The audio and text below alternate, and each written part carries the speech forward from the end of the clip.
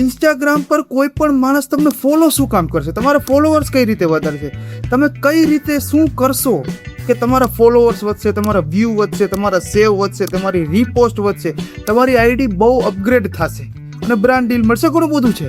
હું જોઉં છું કે હમણાં નવા ઇન્સ્ટાગ્રામમાં બધા ચડ્યા છે, બધાને વિડીયો બનાવવા જ છે, પણ કાંઈ ટેકનિક નથી કાંઈ નીચ કે નથી કાંઈ પરફેક્ટ એની પાસે સોલ્યુશન. કાં તો વ્યૂ બહુ વધારે આવી જાય છે, ફોલોઅર્સ એટલા બધા આવતા નથી. તો હું એ પ્રશ્ન સોલ્વ કરવા આવ્યો છું અત્યારે અહીંયા કે કોઈ પણ માણસ તમને ફોલો શું કામ કરશે, એના પાછળની એની સાયકોલોજી શું છે, કઈ રીતે કોઈ પણ માણસ આપણી પ્રોફાઇલ જોઈ અને ફોલો કરે, હે ને? તો એ પ્રશ્નનું સોલ્યુશન કરવા હું આવ્યો છું. હું ડૉક્ટર પરિમલ શામજીભાઈ સોનોગ્રા છું. હું સમાજને કંઈક સારું આપવા માગું છું. યુટ્યુબમાં આ નવો ચહેરો છે. યુટ્યુબ મેં હમણાં જ ચાલુ કર્યું છે. ઇન્સ્ટાગ્રામમાં 2 એકાઉન્ટ છે, ગામડાનો ડૉક્ટર અને ગામડાનો થિંકર. બંનેમાં 70 કે ઉપર છે. ઇન્સ્ટાગ્રામ કોચ પણ છું. તો હું તમારો એ પ્રશ્નનું સોલ્યુશન, તમે ધ્યાનથી સાંભળજો, પૂરો વિડીયો જોશો તમને 100% સમજાઈ જશે કે તમારા ફોલોઅર્સ વધવા પાછળના કારણો શું છે, તમે કઈ એવી ટેકનિક વાપરશો કે તમારા ફોલોઅર્સ વધશે. તો આ વિડીયો પૂરો જોજો. પણ માણસ તમારો વિડીયો જોઈ અને તમને ફોલો કરે એના માટેના જવાબદાર ટોટલ 5 કારણો છે. એમાંથી 3 કારણો એટલા બેસ્ટ છે કે તમને ફ્યુચરમાં પણ એ કારણોના લીધે ફોલોઅર્સ વધશે. પછી તમે ગમે એટલા અકાઉન્ટ છે, જેમ કે મેં મારું બીજું અકાઉન્ટ બનાવ્યું 6 જ મહિના થયા છે. 6 મહિનામાં 70,000 ફોલોઅર્સ વધી ગયા છે. મેં આ 5 ટેકનિકનો ઉપયોગ કર્યો છે. એ જ 5 ટેકનિક જે મને અનુભવ છે એ જ હું તમને કહેવાનું છું, એઝ ઇટ ઇઝ.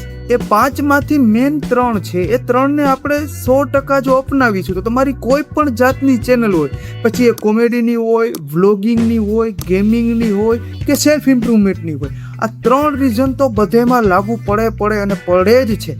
અત્યારે નહીં, ભવિષ્યમાં પણ લાગુ પડશે. સૌથી પહેલું રીઝન છે, તમારા કોન્ટેન્ટની અંદર વેલ્યુ હોવી જોઈએ. વેલ્યુથી મારો મતલબ છે તમારા કોન્ટેન્ટ કોઈક જોઈ છે, એમાંથી કંઈક શીખવા મળવું જોઈએ, એને કંઈક લાગવું જોઈએ કે હા આ વાત મુદ્દાની કરી. તો એકવાર નહીં, બીજી વાર નહીં, ત્રીજી વાર તમારો વિડીયો આવશે એટલે એને એવું લાગશે કે ભાઈ આને અત્યારે ફોલો કરી લે, આગળ જતાં કાંઈ નહીં તો કાંઈક તો સારું જોશું આપણે, એટલે આપણે આગળ જતાં કામ આવશે, કાંઈક તો શીખશું. એટલે વેલ્યુ હોવી જોઈએ. આ પહેલો મુદ્દો છે. બીજો મુદ્દો છે, તમારા કોન્ટેન્ટની અંદર એન્ટરટેનમેન્ટ હોવું જોઈએ. એન્ટરટેનમેન્ટ એટલે મજા આવી જવી જોઈએ, જોઈને થાક ઉતરી જવો જોઈએ. પછી એ કોમેડી હોઈ શકે. જનરલી કોમેડીને હું એન્ટરટેનમેન્ટ કહી શકું. એટલી કોમેડી કરો કે મજા આવી જાય. મજાથી મારો મતલબ છે રોજે, જો કોમેડી કલ્ચરનું માર્કેટ બહુ મોટું છે, કોમેડી બનાવવાવાળા વિડીયો ઘણા બધા છે, એમાં તમારે તમારું સ્થાન લેવું હોય તો તમારો અલગ પોઈન્ટ ઓફ વ્યૂ હોવો જોઈએ, તમારી ખુદની કોમેડી હોવી જોઈએ અને તમે ખુદ કોમેડી પર્સન હોવા જોઈએ. એકવારમાં તમને કોઈ ફોલો નહીં કરે. તમે તમારું વિચાર્યો, તમે કોમેડી વિડીયો જોતા હોય, દાંત કાઢીને સ્ક્રોલ કરી નાખો છો, કોઈક એવો માણસ છે જેનો વિડીયો 5મી 6ઠી વાર તમને આડો આવ્યો, પછી તમે એની પ્રોફાઇલમાં જાશો અને જોશો કે વાહ આના કોન્ટેન્ટ કેવા છે, પછી તમે ફોલો કરશો.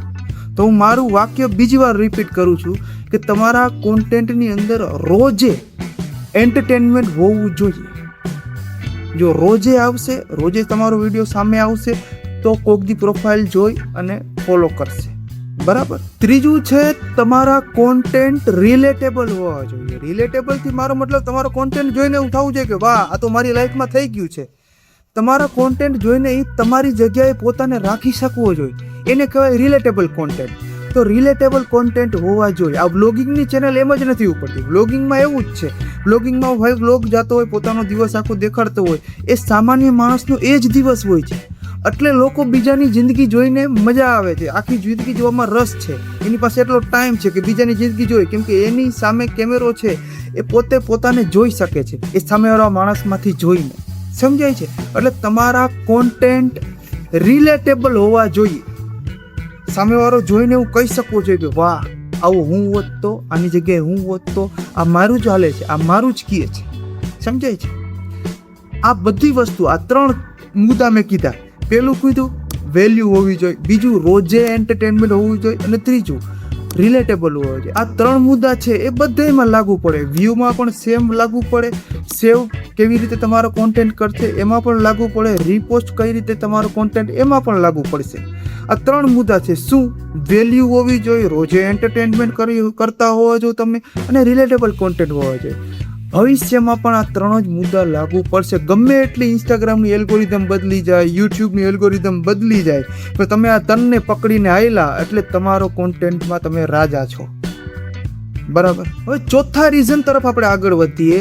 ટ્રાયલ રીલનો ઉપયોગ કરતા શીખો. હજી એકવાર કહું છું, ટ્રાયલ રીલનો ઉપયોગ કરતા શીખો. મને આશ્ચર્ય થાય છે કે ટ્રાયલ રીલનું ઓપ્શન ઘણા ટાઈમથી આવી ગયું છે, પણ કોઈને કાંઈ ઉપયોગ કરતું જ નથી. અડધાઓને તો ખબર નથી. મોટા મોટા ક્રિએટરો છે એને પણ ખબર નથી કે ટ્રાયલ રીલનો ઉપયોગ શું છે. ટ્રાયલ રીલ એટલે શું? એક એવું ઇન્સ્ટાગ્રામનું સેટિંગ છે, એમાં તમે રીલ અપલોડ કરી શકો, પણ એ કોને જશે? તમારા નોન ફોલોવર્સની. જે તો લોકો તમને ફોલો કરતા નથી ને એની સામે તમારી રીલ્સને પહેલાં જવા દેશે. જો તમારા કોન્ટેન્ટમાં દમ હશે, તમારા કોન્ટેન્ટની અંદર વેલ્યુ હશે, એન્ટરટેનમેન્ટ હશે, કાં તો રિલેટેબલ હશે, તો તમારો કોન્ટેન્ટ જો નોન ફોલોવર્સને જશે, તમારો વિડીયો એની સામે પહેલી વાર આવ્યો હશે એટલે એ જોશે કે વાહ, કોણ માટી છે, આ ભાઈ કોણ છે, આવો વિડીયો બનાવે છે, મારી સામે તો કોઈ જ આવ્યો નથી. એટલે તમારી પ્રોફાઇલ જોશે, તમારા કોન્ટેન્ટ સારા લાગશે, ડાયરેક્ટ ફોલો કરશે. ખરેખર કહું છું, ટ્રાયલ રીલના ઉપયોગથી ફોલોવર્સ બહુ જલ્દીથી વધે. મેં ઇન્સ્ટાગ્રામનું અકાઉન્ટ જે મારું 6 મહિનામાં ગામડાનો થિંકર મેં આગળ વધાર્યું, 70,000 ફોલોવર્સ કર્યા, એમાંથી અડધા ફોલોવર્સ તો મારા ટ્રાયલ રીલના છે. કેમ કે મારું તો ટેવ પડી ગઈ છે, જેવો વિડીયો બને સૌથી પહેલાં હું ટ્રાયલ રીલમાં અપલોડ કરું. જેવા નોન ફોલોવર્સને બધાને જોઈ લઉં કે ભાઈ વિડીયો કેવો છે, સારો હોય ચાલ્યો, ખરાબ ચાલ્યો. જરૂરી નથી કે ટ્રાયલ રીલમાં બધા વિડીયો સારા ચાલે, પણ જોઈ લો, અંદાજો આવી જાય કે હા, વિડીયો સારો છે, એને આમાં કરું. જો કે સારો હોય કે ના હોય, અપલોડ તો બધા કરવાના થાય જ છે, એ બીવાની જરૂર નથી. તો ટ્રાયલ રીલનો ઉપયોગ કરો. જો તમને એક રેશિયો સમજાવું, માની લો ટ્રાયલ રીલમાં તમારે 10K વ્યૂ આવ્યા અને નોર્મલ રીલ તમે અપલોડ કરો છો એમાં 10K વ્યૂ આવ્યા, તો નોર્મલ રીલના જે ફોલોવર્સ છે વધીને 4 થી 5 વધ્યા હશે. બરાબર છે. પણ ટ્રાયલ રીલમાં 200-300 ની કંઈ લિમિટ નથી વધ્યા હશે, કેમ કે એ એવા લોકો છે જેને તમારો વિડીયો ક્યારે આવ્યો નથી સામે, અને ઓચિંતાનો તમારો વિડીયો કન્ટેન્ટ ગમ્યો છે એટલે ફોલો કર્યા છે. સમજાય છે રેશિયો? 10K બેયમાં વ્યૂ આવ્યા હોય તો ટ્રાયલ રીલના ફોલોવર્સ જોજો વધી ગયા હશે આ 10K કરતાં. તો ટ્રાયલ રીલનો ઉપયોગ કરતા શીખો. 5મો મુદ્દો છે સર્ચ એન્જિન ઓપ્ટિમાઇઝેશન, SEO. SEOનો ઉપયોગ કરો. હું ઘણા એની પ્રોફાઇલ જો મોસ્ટ ઓફની પ્રોફાઇલમાં SEO લગાડેલું છે ને. SEOનો મતલબ શું છે? જેમ કે મારી પ્રોફાઇલમાં તમે જાશો તો સૌથી પહેલાં મારું નામ આવશે પરિમલ સોનગરા, પછી બાજુમાં દેવભૂમિ દ્વારકા, એની બાજુમાં સેલ્ફ ઇમ્પ્રુવમેન્ટ. હવે આ કરવાથી, આવડું મોટું યુઝરનેમ રાખવાથી શું થશે ખબર? કે કોઈ પણ માણસ ઇન્સ્ટાગ્રામમાં સર્ચ મારશે ને કે ભાઈ સેલ્ફ ઇમ્પ્રુવમેન્ટ, એટલે મારી રીલ્સ આવી જશે. સ્ક્રોલ કરશે ને થોડું ઘણું એટલે આવી જશે.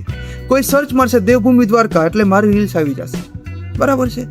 આને કહેવાય સર્ચ એન્જિનને ઓપ્ટિમાઇઝ કર્યું કહેવાય. કે ભાઈ તમે સર્ચ કરો છો ને તમારી રીલ્સ આવે છે. જો સર્ચ કરવાથી તમારી રીલ્સ આવે છે તો તમારા વ્યૂ વધશે, તમારા ફોલોવર્સ વધશે, તમારી વેલ્યુ વધશે. બરાબર ને? તો આને કહેવાય SEO. એટલે આનો ઉપયોગ કરતા શીખો, ઘણો બધો ફાયદો થશે. તો 5 એવા રીઝન હતા જેનાથી લોકો તમને ફોલો કરશે જ. કેમ કે મારી રિસર્ચ છે, મેં અનુભવ કરેલા છે, મેં આને ઇમ્પ્લિમેન્ટમાં લાવેલ છે, આનાથી મેં ઘણા બધા ફોલોવર્સ ગેઇન કર્યા છે. જો તમને મારા વિડીયોથી થોડોક પણ શીખવા મળ્યું હોય, થોડુંક પણ આમ મજા આવતી હોય જોવાની, તો મને સબસ્ક્રાઈબ કરો. કેમ કે મારો ગોલ એવો છે કે યુટ્યુબમાંથી હું જો ઇન્કમ ચાલુ કરી દઉં તો હું ખુદ પોતે ડૉક્ટર છું, પેશન્ટને જોતો હોઉં છું, હું 100% ઓનલાઈનમાં ધ્યાન દઈ શકતો નથી, 100% મારા કન્ટેન્ટમાં ધ્યાન દઈ શકતો નથી, કે હું તમને વેલ્યુ આપવામાં થોડોક ધ્યાન દઈ શકતો નથી. બની શકે એટલે આપું છું. તો યુટ્યુબમાંથી મારી ઇન્કમ ચાલુ થઈ જાય તો હું 100% તમને વેલ્યુ આપવા માંડું, 100% હું ઓનલાઈન વયો જાઉં. તો સબસ્ક્રાઈબ કરો. જય દ્વારકાધીશ.